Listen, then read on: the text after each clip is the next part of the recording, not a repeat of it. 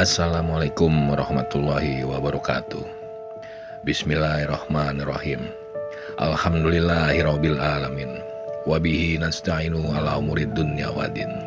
Wassalatu wassalamu ala asrofil anbiya'i wal mursalin wa ala alihi wassahbihi ajmain. Amma ba'du. Segala puji bagi Allah Subhanahu wa taala yang telah memberikan kita kesempatan untuk mengenang jejak para pendahulu kita, para guru, para wali, dan para pejuang yang telah lebih dahulu menginjakan kaki di tanah yang kita pijak hari ini. Sholawat serta salam semoga senantiasa tercurah kepada junjungan Nabi kita, Nabi besar, Nabi Muhammad SAW, beserta keluarganya, sahabat-sahabatnya, dan para pengikut-pengikutnya hingga akhir zaman. Pada kesempatan kali ini, saya Sam Gondrong, kita akan menelusuri sebuah tempat yang penuh dengan cerita, penuh dengan sejarah, dan juga penuh dengan misteri. Sebuah tempat yang dikenal oleh masyarakat sebagai Makam Keramat Mundu yang terletak di wilayah Tambun, Bekasi. Tempat ini bukan sekedar makam biasa, namun diyakini sebagai tempat peristirahatan seorang tokoh tua yang dikenal dengan nama Uyut Mundu atau Syekh Mundu. Menurut cerita yang berkembang di masyarakat, beliau adalah sosok yang sangat dihormati, seorang tokoh penyebar agama Islam di masa lampau yang hidup jauh sebelum zaman modern seperti sekarang ini. Tidak ada catatan pasti tentang kapan beliau lahir, kapan wafatnya, atau dari mana asal-usulnya secara lengkap.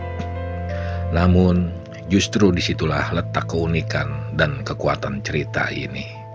Karena sejarah beliau hidup bukan di atas kertas, melainkan hidup di dalam ingatan masyarakat, dari mulut ke mulut, dari generasi ke generasi. Dahulu, wilayah Tambun masih berupa hutan dan perkampungan kecil, dan diyakini bahwa tokoh-tokoh seperti Uyut Mundu adalah bagian dari orang-orang pertama yang membuka wilayah tersebut. Mereka bukan hanya membuka lahan, tetapi juga membuka jalan dakwah, mengajarkan tauhid, mengajarkan akhlak, dan membimbing masyarakat menuju jalan Islam. Seiring berjalannya waktu, makam beliau mulai dikenal oleh masyarakat, diziarahi, dihormati, dan dijaga, hingga akhirnya dikenal sebagai makam keramat. Namun, penting untuk kita pahami bahwa kata keramat bukan berarti disembah, melainkan bentuk penghormatan kepada orang yang dianggap dekat dengan Allah. Dan disinilah kita mulai memahami bahwa makam keramat Mundu bukan hanya tentang misteri, tetapi tentang jejak dakwah, sejarah, dan penghormatan kepada para pendahulu. Jika kita berbicara tentang silsilah atau nasab dari tokoh-tokoh tua di Bekasi, termasuk Uyut Mundu, maka kita akan menemukan satu kenyataan bahwa tidak semua tokoh memiliki catatan silsilah yang jelas. Berbeda dengan ulama modern yang memiliki dokumen, catatan keluarga, dan sejarah tertulis. Tokoh-tokoh seperti Uyut Mundu lebih dikenal melalui tradisi lisan. Namun bukan berarti mereka tidak memiliki peran besar. Justru mereka adalah bagian dari rantai panjang penyebaran Islam di tanah Bekasi. Jika kita melihat lebih luas, wilayah Bekasi memiliki banyak tokoh berbagai latar belakang. Ada yang berasal dari Betawi, ada yang dari Sunda, ada pula yang diyakini memiliki hubungan dengan ulama dari Cirebon bahkan Timur Tengah. Ini menunjukkan bahwa Bekasi bukan dibangun oleh satu garis keturunan saja, melainkan oleh jaringan ulama dan pejuang yang saling terhubung melalui dakwah. Dalam konteks ini, Uyut Mundu bisa dipahami sebagai bagian dari generasi awal. Sedangkan tokoh-tokoh seperti Kiai Haji Nur Ali adalah bagian dari generasi yang lebih modern. Mereka mungkin tidak satu garis darah, namun berada dalam satu tujuan, yaitu menyebarkan agama Allah. Tentang kisah perjuangan, banyak cerita yang menggambarkan bahwa tokoh-tokoh tua ini bukan hanya berdakwah, tetapi juga menghadapi berbagai tantangan, mulai dari kondisi alam yang berat, gangguan dari makhluk halus menurut kepercayaan lokal, hingga tantangan sosial dari masyarakat yang belum mengenal Islam. Dalam cerita rakyat, bahkan disebutkan bahwa mereka memiliki kesaktian. Namun jika kita pahami lebih dalam, kesaktian itu bisa jadi adalah simbol dari keteguhan iman, keberanian, dan kekuatan spiritual. Mereka adalah orang-orang yang hidup sederhana, namun memiliki pengaruh besar, dan dari perjuangan mereka lah kita hari ini bisa mengenal Islam dengan lebih mudah. Seiring berjalannya waktu, makam Keramat Mundu bukan dikenal tidak hanya karena sejarahnya, tetapi juga karena kisah-kisah mistis yang menyertainya. Ada yang bercerita melihat sosok tua berjubah putih, ada yang mencium aroma wangi tanpa sebab, ada pula yang mengalami kejadian-kejadian di luar nalar. Namun sebagai umat Islam, kita harus menyingkapi semua itu dengan bijak, bahwa yang utama bukanlah mengejar hal-hal mistis, melainkan mengambil hikmah dari kehidupan para pendahulu. Karena sesungguhnya yang membuat seseorang mulia bukanlah karena keramatnya, tetapi karena iman dan amalnya. Makam seperti ini seharusnya menjadi pengingat bahwa suatu saat kita pun akan kembali ke tanah, dan yang akan kita bawa hanyalah amal ibadah. Dari kisah Uyut Mundu dan para tokoh tua lainnya, ada beberapa pelajaran yang bisa kita ambil. Yang pertama, pentingnya dakwah. Yang kedua, menjaga akhlak. Yang ketiga, menghormati guru dan leluhur. Keempat, tidak berlebihan dalam mempercayai hal gaib. Ziarah itu dianjurkan, namun tujuannya adalah untuk mengingat kematian, bukan untuk meminta kepada selain Allah. Dan pada akhirnya, kisah ini bukan tentang mistis, bukan tentang cerita seram, tetapi tentang menghargai perjuangan orang-orang terdahulu. Pada masa lampau, jauh sebelum jalan aspal membelah Tambun, sebelum lampu-lampu listrik menerangi malam, wilayah ini hanyalah hutan lebat, gelap, sunyi, dan penuh misteri. Tidak banyak manusia yang berani menetap di sini, karena selain binatang buas, masyarakat percaya tempat ini juga dihuni oleh makhluk tak kasat mata. Namun di tengah kesunyian itu, datang seorang lelaki tua, tidak membawa pasukan, tidak membawa kekuasaan, hanya membawa iman. Dialah yang dikenal sebagai Uyut Mundu. Konon beliau datang seorang diri, menyusuri hutan, membuka jalan dengan zikir di setiap langkahnya. Malam hari ketika suara angin menderu dan bayangan pohon terlihat seperti sosok yang bergerak, beliau tetap berdiri, menegakkan sholat di atas tanah yang belum pernah disentuh manusia. Masyarakat percaya pada awal kedatangannya banyak gangguan terjadi. Suara-suara aneh, bisikan, bahkan penampakan. Namun beliau tidak gentar, karena bagi seorang wali Allah yang ditakuti bukanlah makhluk, melainkan hanya Allah semata. Perlahan hutan itu mulai terbuka, orang-orang mulai berdatangan, dan dari situlah lahir sebuah perkampungan. Dan ketika beliau wafat, dimakamkanlah di tempat yang kini dikenal sebagai makam Keramat Mundu. Sejak saat itu, tempat ini tidak pernah benar-benar sepi.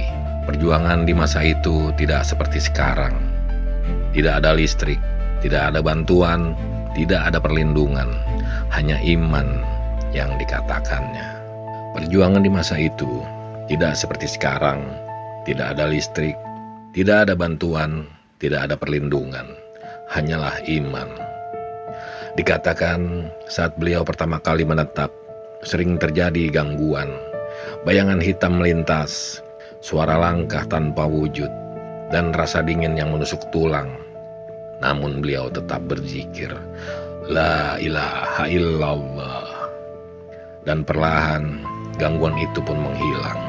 Orang-orang kemudian menyebutnya kesaktian. Namun sebenarnya itu adalah kekuatan tauhid.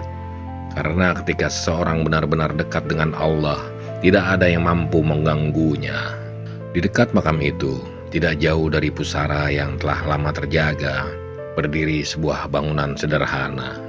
Sebuah masjid tua, dindingnya tidak megah, tiangnya mulai dimakan usia, lantainya sunyi, seolah menyimpan ribuan langkah yang pernah datang dan pergi.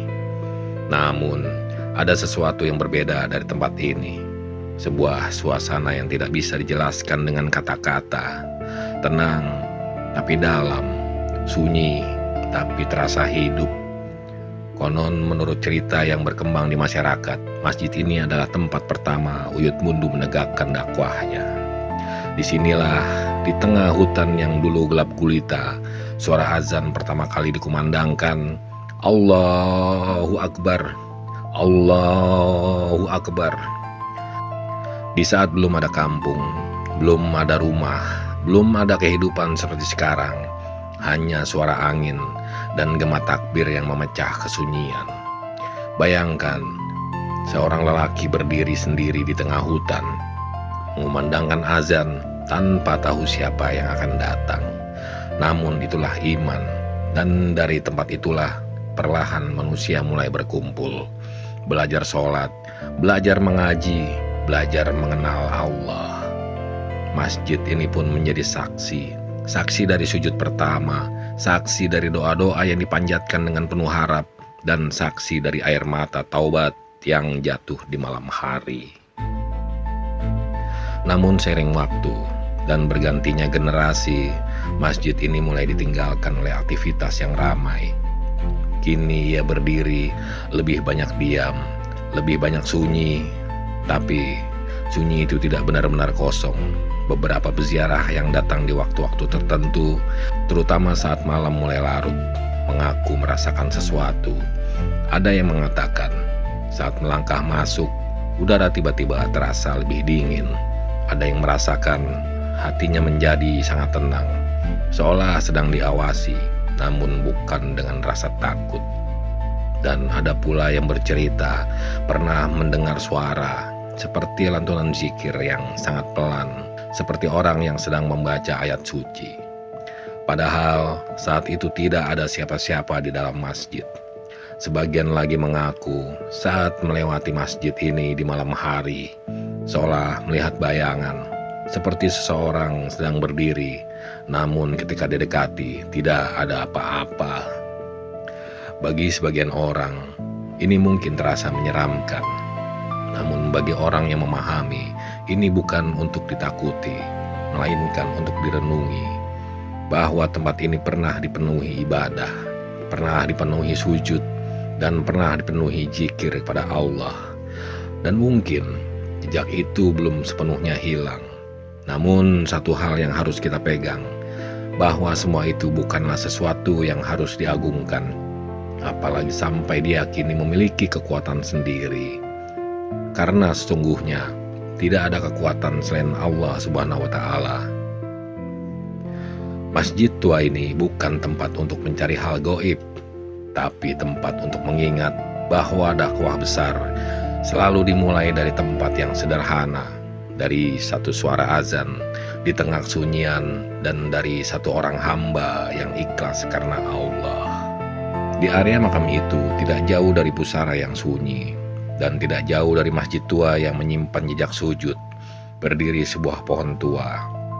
Besar, tinggi menjulang, batangnya kokoh, seakan menantang waktu, dan akarnya menjalar ke segala arah, seolah mencengkram tanah yang telah ia tempati selama ratusan tahun, atau mungkin lebih dari itu.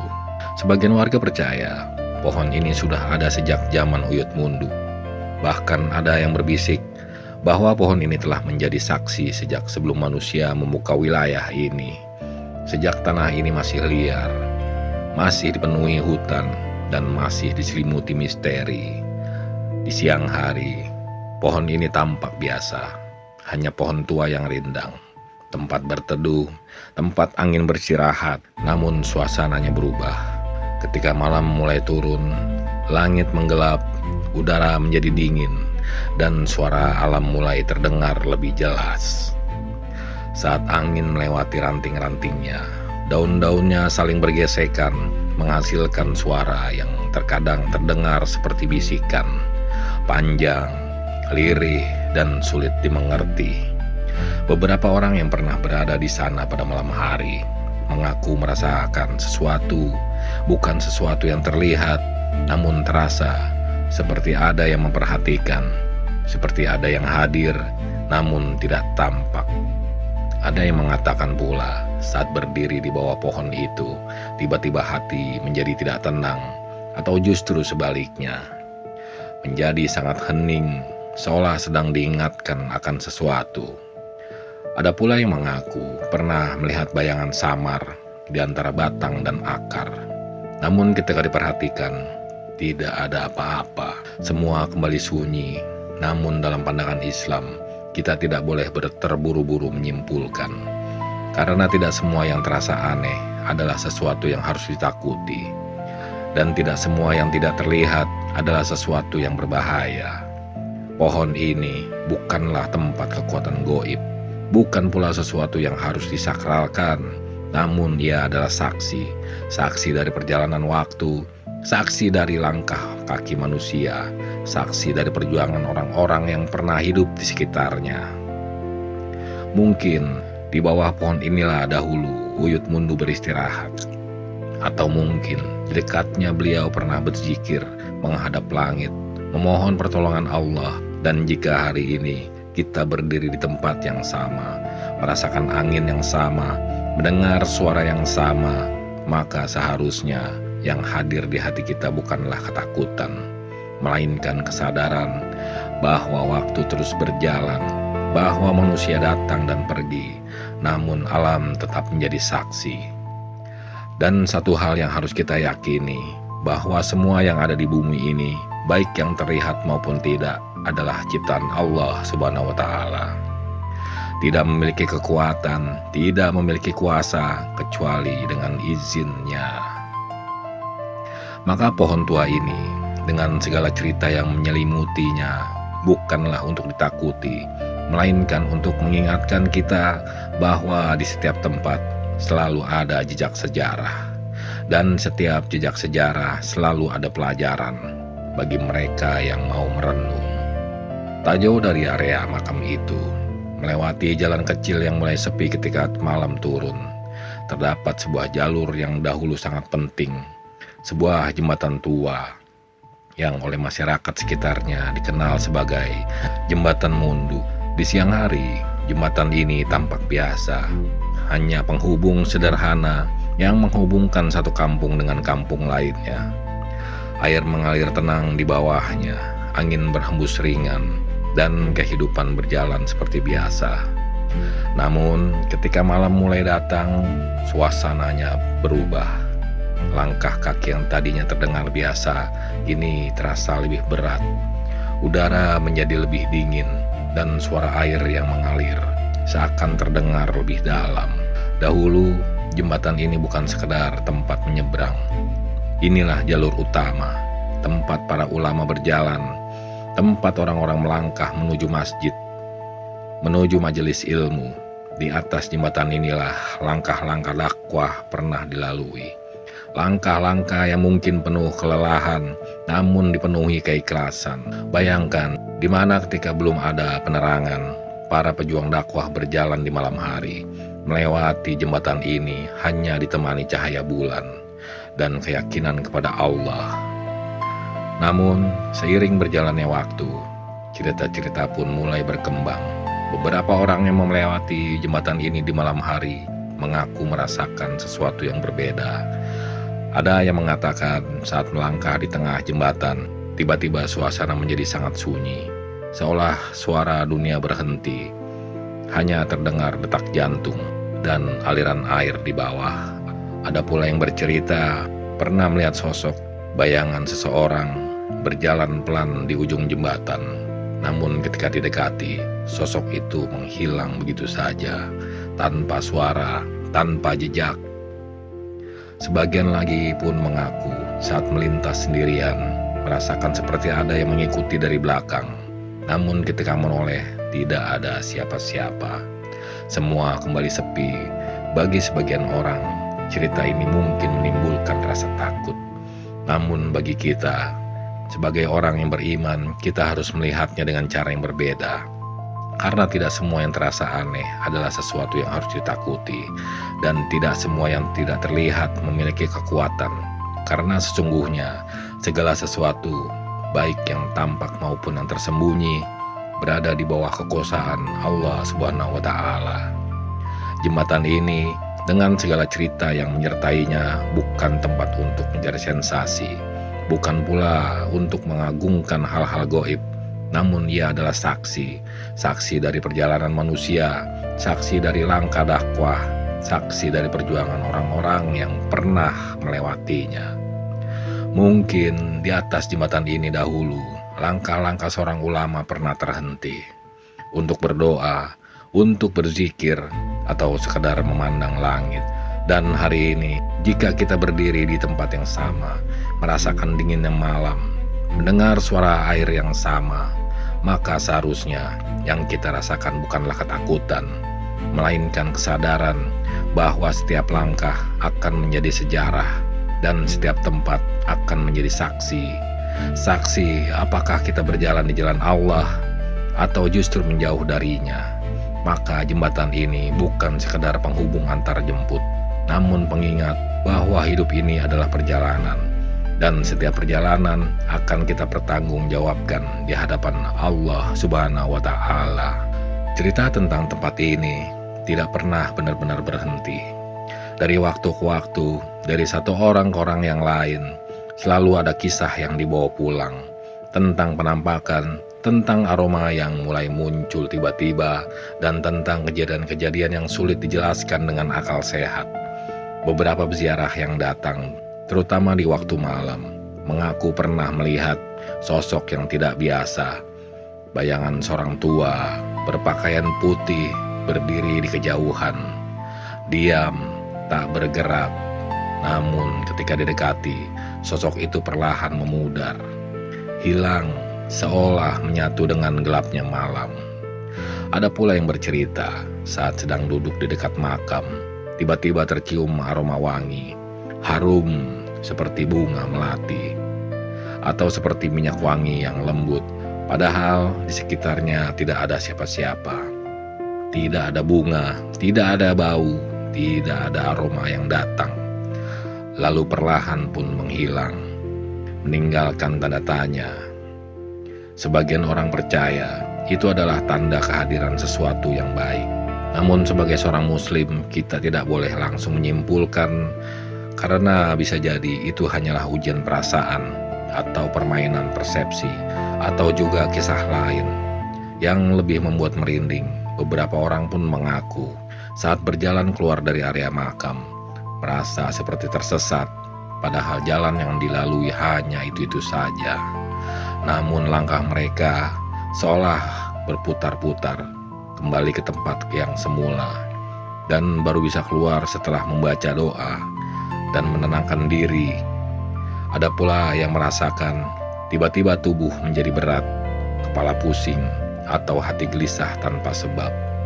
Semua ini menjadi bagian dari cerita yang terus hidup. Namun disinilah kita harus berhenti sejenak, menarik nafas, dan mengingat satu hal penting, bahwa tujuan kita datang ke tempat seperti ini bukan untuk mencari pengalaman mistis, bukan untuk membuktikan hal-hal gaib, dan bukan untuk mengagungkan kejadian-kejadian yang tidak jelas. Karena dalam ajaran Islam, kita diajarkan untuk menjaga hati agar tidak condong kepada sesuatu selain Allah. Jika memang ada sesuatu yang tidak terlihat, maka itu adalah bagian dari ciptaan Allah dan tidak memiliki kekuatan kecuali dengan izinnya. Tidak bisa mencelakai, tidak bisa memberi manfaat tanpa kehendak Allah Subhanahu wa Ta'ala. Maka kisah-kisah ini seharusnya tidak membuat kita takut, tidak pula membuat kita penasaran berlebihan, melainkan menjadi pengingat bahwa dunia ini bukan hanya yang terlihat, bahwa ada batasan antara yang nyata dan yang gaib, dan bahwa kita sebagai hamba Allah harus tetap berdiri di atas tauhid, tidak tergoyahkan, tidak terpengaruh, dan tidak terjebak Karena pada akhirnya yang paling penting bukanlah apa yang kita lihat, tetapi bagaimana hati kita tetap terjaga, tetap ingat kepada Allah. Di tempat terang maupun di tempat gelap, dan tetap yakin bahwa hanya Allah satu-satunya tempat kita bergantung. Setelah kita melewati berbagai cerita tentang makam, tentang masjid tua, tentang pohon yang menjadi saksi, dan jembatan yang menyimpan jejak langkah, serta kisah-kisah mistis yang menyeliputinya, maka di titik inilah kita harus berhenti sejenak, bukan untuk takut, bukan untuk terpaku pada cerita-cerita yang menyeramkan, namun untuk bertanya kepada diri sendiri, apa sebenarnya yang harus kita ambil dari semua ini? Apakah kita datang hanya untuk merasakan bulu kuduk berdiri? Apakah kita hanya ingin mendengar cerita penampakan? Ataukah ada sesuatu yang lebih dalam yang ingin Allah tunjukkan kepada kita? Karena sesungguhnya di balik setiap tempat yang sunyi, di balik setiap kisah yang terisi, di balik setiap kisah yang terasa mistis, selalu ada pelajaran. Dan pelajaran itu bukan tentang ketakutan, melainkan tentang keimanan. Bayangkan, di tempat yang dahulu gelap, sepi, dan penuh ketidakpastian, ada orang-orang yang berdiri tegak, menegakkan sholat, mengumandangkan azan, dan menyebarkan Islam tanpa rasa takut. Itulah iman, iman yang tidak tergoyah, meskipun berada di tengah kegelapan. Kemudian kita belajar tentang keteguhan, karena dakwah tidak selalu mudah, tidak selalu diterima, tidak selalu nyaman. Namun mereka tetap berjalan, tetap mengajarkan kebaikan, tetap mengingatkan manusia kepada Allah, walaupun harus menghadapi rasa takut, kesendirian, dan berbagai ujian. Dan dari situlah kita belajar tentang perjuangan, bahwa Islam yang kita rasakan hari ini bukan datang begitu saja. Ada air mata di dalamnya, ada pengorbanan, ada langkah-langkah yang mungkin tidak pernah kita lihat, yang kini hanya tersisa jejaknya. Dalam bentuk makam, masjid tua, dan cerita yang masih hidup. Namun satu hal yang harus kita luruskan, bahwa semua itu tidak boleh membuat kita terjebak dalam ketakutan. Tidak boleh membuat kita bergantung pada hal-hal yang tidak jelas. Karena jika hati kita mulai takut kepada selain Allah, maka disitulah kita mulai kehilangan arah. Seorang muslim tidak seharusnya takut pada tempat, tidak takut pada bayangan, tidak takut pada cerita. Karena yang seharusnya kita takutkan adalah ketika hati kita jauh dari Allah, ketika kita lupa sholat, ketika kita lalai dari zikir, dan ketika kita lebih percaya pada cerita daripada kalimat tauhid. Maka jika kita datang ke tempat seperti ini, datanglah dengan niat yang benar, untuk mengingat kematian, untuk mendoakan orang yang telah wafat, dan untuk mengambil pelajaran, bukan untuk mencari sensasi, bukan untuk menguji keberanian, dan bukan untuk membuktikan hal-hal gaib. Karena pada akhirnya semua tempat akan menjadi sunyi, semua manusia akan kembali ke tanah, dan yang akan tersisa hanyalah amal. Maka hikmah terbesar dari semua ini adalah bukan tentang apa yang kita lihat, bukan tentang apa yang kita rasakan, tetapi tentang bagaimana kita menjaga hati agar tetap hidup dalam iman, tetap kuat dalam tauhid, dan tetap berjalan di jalan Allah Subhanahu wa Ta'ala. Sahabat Mistis Hikayat, perjalanan kita malam ini menyusuri jejak sejarah, mendengar kisah-kisah yang penuh misteri, dan merasakan suasana yang mungkin tidak biasa. Namun pada akhirnya, yang paling penting bukanlah apa yang kita lihat, bukan pula apa yang kita rasakan, melainkan apa yang kita pelajari, bahwa di setiap tempat ada jejak orang-orang yang pernah berjuang di jalan Allah, bahwa di setiap kisah ada pelajaran tentang iman, tentang keteguhan, dan tentang kehidupan yang suatu saat akan berakhir. Mari kita tundukkan hati sejenak dan menutup perjalanan ini dengan doa. Bismillahirrahmanirrahim. Allahumma ighfir lana wali walidina walil masyakhihina wali akhlil kubur. Ya Allah, ampuni dosa kami, ampuni dosa kedua orang tua kami, ampuni para guru-guru kami, dan ampuni para pendahulu kami yang telah lebih dahulu meninggalkan dunia ini. Ya Allah, jika di tempat ini pernah berdiri orang-orang soleh, maka jadikan kami bagian dari orang yang mencintai mereka dan mengikuti jejak kebaikan mereka. Ya Allah, jangan Engkau jadikan hati kami condong kepada kesyirikan. Tetapkan kami dalam tauhid hingga akhir hayat. Ya Allah, wafatkan kami dalam keadaan husnul khotimah dan kumpulkan kami bersama orang-orang yang Engkau cintai. Rabbana taqabbal minna innaka antas samiul alim. Amin, amin, ya Rabbal alamin. Para sahabat misi Hikayat, kita kirimkan surat Al-Fatihah kepada seluruh tempat ini yang menjaga tempat ini dan para leluhur yang menjaga tempat ini, terutama Uyut Mundu atau Syekh Mundu. Al-Fatihah. A'udzubillahi minasyaitonirrajim. Bismillahirrahmanirrahim. Alhamdulillahirabbil alamin. Arrahmanirrahim. Maliki yaumiddin.